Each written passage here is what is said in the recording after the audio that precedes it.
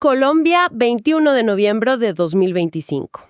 Hoy vamos a examinar cómo el Estado colombiano intenta hacer malabares con sus prioridades. Por un lado, consolida el marco legal para dialogar con grupos armados, mientras al mismo tiempo afronta los riesgos de su propio personal penitenciario. Por otro, toma decisiones económicas cruciales que afectan desde Ecopetrol hasta el suministro de luz en Caquetá. Veremos también los nombramientos que mueven los hilos en la diplomacia y la administración pública. Y finalmente, esa delicada tarea de equilibrar la reparación a víctimas con la protección de las reservas forestales. Arranquemos con el tema de la paz, que siempre es el más complejo. Tenemos sobre la mesa una resolución que en esencia blinda la autoridad del presidente para los diálogos. Se basa en la Constitución y en la Ley de Paz Total para decir que el presidente y solo el presidente decide cómo, cuándo y con quiénes se negocia. Y para que eso no sea letra muerta, se activa un mecanismo clave: la posibilidad de pedirle a la Fiscalía que suspenda las órdenes de captura contra los negociadores. Y es que esa centralización del poder de negociación en el presidente no es un capricho. Es una herramienta constitucional diseñada para una tarea monumental: mantener el orden público y buscar la paz. La Corte Constitucional lo ha dicho varias veces. El Ejecutivo necesita un margen de maniobra amplio para estas cosas. El procedimiento que mencionas es casi quirúrgico, ¿no? El gobierno notifica el inicio de un diálogo, certifica con nombre y apellido quiénes son los representantes y solo entonces la Fiscalía puede actuar. En el fondo, es, digamos, una tregua legal. Ajá. Es como decir, vamos a pausar las reglas del juego para que podamos sentarnos a hablar.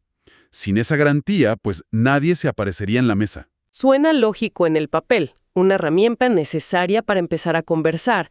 Pero en la práctica, ¿cómo se maneja la percepción pública de que se le están dando, no sé, gabelas a personas que están siendo buscadas por la ley? ¿No hay un choque directo ahí con el anhelo de justicia? Absolutamente. Ese es el nudo gordiano de todo proceso de paz, la tensión entre paz y justicia. Lo que el marco legal intenta hacer es diferenciar el acto de negociar del acto de juzgar. La suspensión de la orden de captura es temporal y está condicionada. Claro, no es una amnistía. Exacto. No es una amnistía ni un perdón. Es un mecanismo pragmático que se ha usado en casi todos los procesos de paz en Colombia. La alternativa sería exigir la rendición incondicionada antes de hablar. Y la historia ha demostrado que eso, pues, lamentablemente, rara vez funciona. Es una píldora difícil de tragar para muchos, sin duda, pero se presenta como indispensable. Y mientras esa tensión se maneja en las altas esferas de la negociación, hay otra que se vive a diario en las cárceles. Justo sobre eso, hay un decreto que extiende la prima de riesgo a todo el personal del IMPEC. Ya no es solo para el cuerpo de custodia. Y aquí hay un dato que me dejó pensando. El decreto se basa en un estudio que revela que más del 64% del personal administrativo reporta estrés laboral elevado. Y peor aún, que entre 2022 y 2024 hubo 57 amenazas directas contra ellos. Es que esa es la materialización de lo que hablábamos. El Estado está reconociendo formalmente que el riesgo en el sistema penitenciario no entiende de uniformes ni de oficinas. El simple hecho de portar el carnet del IMPEC, de ser parte de la institución, te convierte en un objetivo. Claro. Un grupo criminal que quiera presionar, amenazar o extorsionar a un funcionario no va a diferenciar si es un guardia en un patio o un administrativo que maneja los traslados en un escritorio. Ambos tienen poder. Ambos son vulnerables. Pero la pregunta es ¿por qué ahora? Este riesgo para el personal administrativo no es nuevo. ¿Qué cambió para que el gobierno lo reconozca formalmente con esta prima? ¿Fue la presión de los sindicatos? ¿Algún evento particular que encendió las alarmas? Es una combinación de factores, pero el detonante principal que se lee en el documento es la negociación colectiva. Es un logro sindical. Las organizaciones de trabajadores del sector justicia pusieron estas cifras sobre la mesa de negociación y lograron que el Estado las reconociera económicamente. Esto demuestra que estos acuerdos laborales no son solo para ajustar salarios, Son un vehículo para transformar las condiciones de trabajo y forzar al Estado a ver realidades que quizás antes prefería ignorar. Es una respuesta tardía, sí, pero es una respuesta. Claro, y reconocer ese riesgo y pagar esa prima tiene un costo fiscal. Lo que nos lleva directamente a nuestro siguiente punto. ¿Cómo se financia el Estado y sus empresas? Empecemos por el gigante, por Ecopetrol. Se le autoriza un crédito externo de hasta $530 millones. Con un consorcio de bancos, entre ellos el japonés Sumitomo Mitsui. Exacto. Y el destino es el plan de inversiones de la compañía. Sí. Y esa cifra, aunque parece enorme, hay que ponerla en su justa dimensión. Es apenas una fracción de un cupo de endeudamiento global que tiene aprobado Ecopetrol por más de $8,000 millones para los próximos años. O sea, esto no es una medida de emergencia, es una pieza de una estrategia financiera muy calculada. Un momento, ahí quiero detenerme. Ecopetrol es la empresa más rentable del país. Genera utilidades de billones de pesos. ¿Por qué una compañía con tanto músculo financiero necesita pedir un préstamo a bancos extranjeros? ¿Nos dice algo sobre su flujo de caja o sobre sus proyectos? Esa es la pregunta del millón y la respuesta es pura estrategia financiera. Es más inteligente y a menudo más barato para una empresa de ese calibre usar el dinero de otros, apalancándose en su excelente calificación crediticia, que usar su propio capital de trabajo. Liberar su flujo de caja le permite afrontar los gastos operativos del día a día con holgura. Entiendo. Este tipo de créditos se destinan a proyectos de larguísimo aliento, modernización de refinerías, exploración o, cada vez más, inversiones millonarias en la transición energética. Son apuestas a 10, 20 años. Para eso se usa la deuda, para construir el futuro sin sacrificar el presente. Entendido. Y si esa es la estrategia a nivel macro, ¿cómo se ve esto en una escala más regional? Por ejemplo, con la electrificadora del Caquetá. Ahí se autorizó un préstamo mucho más modesto, 9.300 millones de pesos con Bancolombia. Es el mismo principio, pero a otra escala y con otros controles. Aquí vemos la microgestión del Estado. Es un préstamo para capital de trabajo, para el día a día, a 18 meses. Lo interesante es la garantía. Ignoran los ingresos futuros de la empresa. Ah, claro. O sea, le dicen al banco, yo le garantizo el pago con la plata que sé que me va a entrar por las facturas de la luz. Y todo esto bajo la lupa del Ministerio de Hacienda, que tiene que dar el visto bueno a cada paso. Es un control fiscal muy estricto. Y en esa misma línea vemos a la empresa de acueducto de Bogotá consiguiendo un préstamo de $100 millones para su plan de inversiones. Y por otro lado, un ajuste en un préstamo internacional ya existente.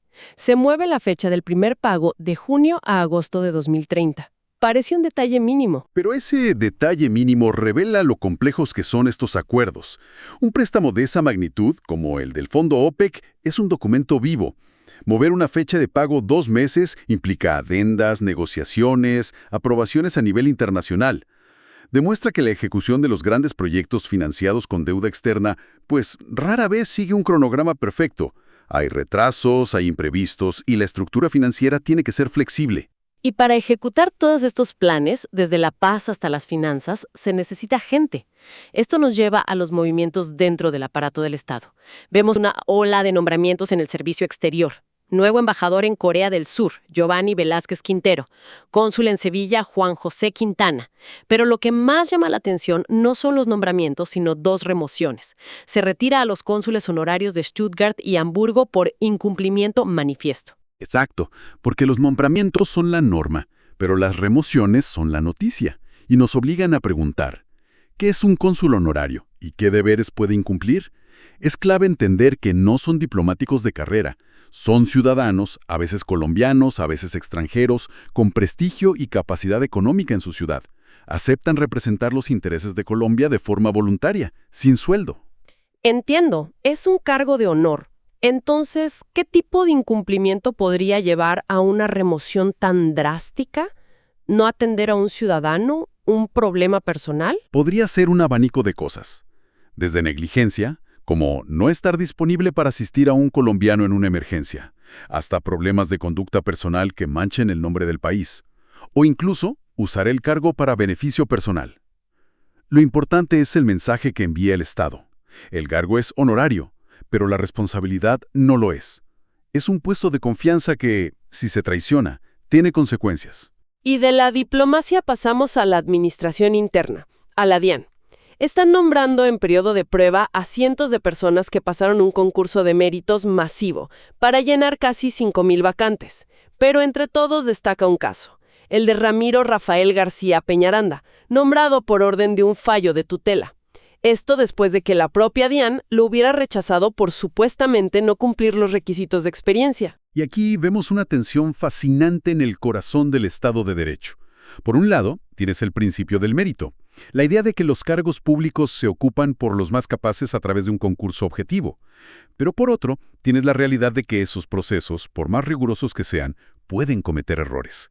Y ahí es donde entra el sistema judicial como un mecanismo de control. O sea, ¿es una falla del proceso de selección o una fortaleza del sistema judicial? Es las dos cosas a la vez. El caso evidencia que el proceso administrativo tuvo una falla, interpretó mal los requisitos o la experiencia del candidato, pero también demuestra la fortaleza del sistema, que un ciudadano, a través de una tutela, puede forzar a una entidad tan poderosa como la DIAN a corregir su error. Es el sistema de pesos y contrapesos en acción, a nivel individual. Reafirma que nadie, ni siquiera el Estado en su rol de empleador, está por encima de la ley. Y de los derechos de los funcionarios pasamos a los de las víctimas en uno de los temas más sensibles de Colombia, la tierra. Tenemos 2 resoluciones que autorizan la sustracción de pequeñas áreas de 2 reservas forestales, una en la Amazonía y otra en la Sierra Nevada de Santa Marta. El objetivo, restituirle esas tierras a víctimas del conflicto. La palabra clave aquí es sustracción. Suena técnica, pero es fundamental. Es el acto administrativo por el cual el Estado toma una porción de tierra que estaba legalmente blindada como reserva forestal y le cambia el estatus, la saca de esa categoría de protección para poder adjudicársela a un particular. De otro modo, sería legalmente imposible entregarle ese terreno a una víctima. Pero es una solución increíblemente compleja. Para reparar una injusticia, como el despojo, se debe modificar una protección ambiental. ¿Cómo se equilibra esa balanza? ¿No se corre el riesgo de sentar un precedente peligroso? Esa es la preocupación central. Y la ley intenta ponerle candados a esa puerta. Primero, no es una decisión a la ligera. Se basa en conceptos técnicos muy detallados. Segundo, es casuístico. Se analiza predio por predio. Y tercero, y más importante, la sustracción viene con condiciones. No es una carta blanca. Las resoluciones imponen lineamientos ambientales estrictos sobre cómo se debe usar esa tierra. Y los documentos lo dejan claro. No es cualquier tierra. El predio en Caquetá, por ejemplo, está en una zona de alta amenaza por movimientos en masa, por las lluvias, la deforestación. ¿Qué significa para una víctima que el Estado le restituya un terreno que en sí mismo es un riesgo latente? Toca el punto más doloroso y real del proceso. Es la paradoja de la restitución. A veces, lo único que se puede devolver es la tierra que fue despojada, y esa tierra puede estar en un lugar problemático. Es una solución imperfecta para un problema terrible. La entrega del título es solo el primer paso. La verdadera reparación implica que el Estado acompañe a esa familia. Con la asistencia técnica, supongo. Exacto, con proyectos para mitigar el riesgo, para que esa tierra no sea solo un pedazo de papel, sino un proyecto de vida viable. Y hay una cláusula de cierre crucial. Si por alguna razón la tierra no se entrega a la víctima, revierte su condición, vuelve a ser reserva forestal. Un seguro, para que no se desvíe el propósito. Precisamente. Al final, al revisar todas estas decisiones, desde la estrategia de paz y los grandes créditos, hasta la restitución de una pequeña parcela, queda una sensación de inmensa complejidad. Exacto. Y nos deja con una pregunta final para reflexionar. Vemos cómo se diseñan directrices y se expiden decretos desde el centro del poder. Todo muy bien justificado. Pero ¿cómo se asegura el gobierno de que toda esta maquinaria estatal, una vez se pone en marcha, realmente logre transformar para bien la vida de la gente en los territorios? Especialmente cuando esas decisiones deben aterrizar y navegar las realidades locales de seguridad, de economías precarias y de un medio ambiente en riesgo. Ahí, en ese puente entre la norma y la realidad, es donde se juega el verdadero éxito de gobernar.